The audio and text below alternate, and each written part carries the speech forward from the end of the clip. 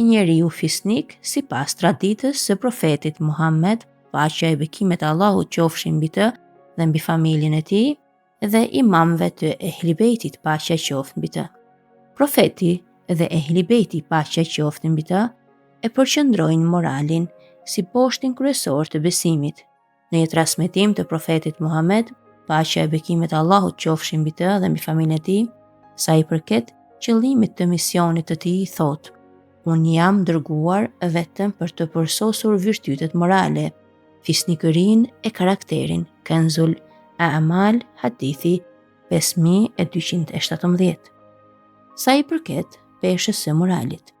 Për peshën e moralit në ditën e gjykimit, nuk ka asgjë që vendoset në peshorën e besimtarit në ditën e gjykimit më të rëndë se morali i mirë. Sunanel El Tirmidhi, vëllimi 4, faqe 362. Ndërsa sa i përket definicionit të besimtarit. Besimtari është ai i cili njerëzit ja besojnë pasurinë dhe jetën e tyre. Muslimani është ai që gjuha dhe dora e të cilit njerëzit janë të sigurt. Usulul Kafi, vëllimi 2, faqe 235. Imam Aliu, paqja qoftë mbi të, thotë: "Trajtojeni njerëzit në atë mënyrë që nëse vdisni, ata të qajnë për ty, edhe nëse jetoni, ata të duan dhe të kërkojnë shoqëri, pra ti marr malli për ju."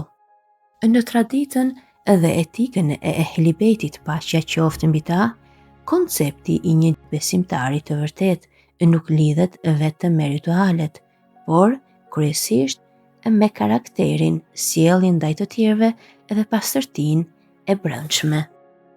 Këto janë disa nga tiparet kryesore që e dallojnë një person të këtij niveli bazuar në mësimet e imamëve të Ehli Bejtit, paqja qoftë mbi ta.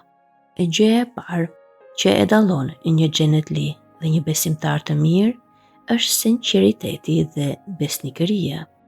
Një xhenetli nuk është dyftyrësh, fjala e tij është ligj dhe ai i mban premtimet. Imam Aliu, paqja qoftë mbi të, thotë: "Besimtar është ai që flet me sinqeritet dhe vepron me besnikëri.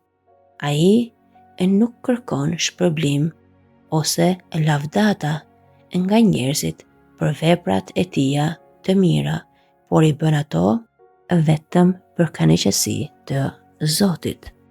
Një tjetër virtyt është përullësia.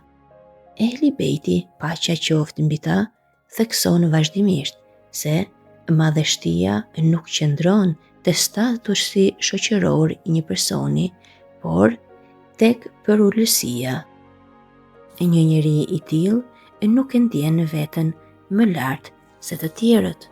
Ai i dëgjon njerëzit me respekt, qofshin ato të pasur apo të varfër.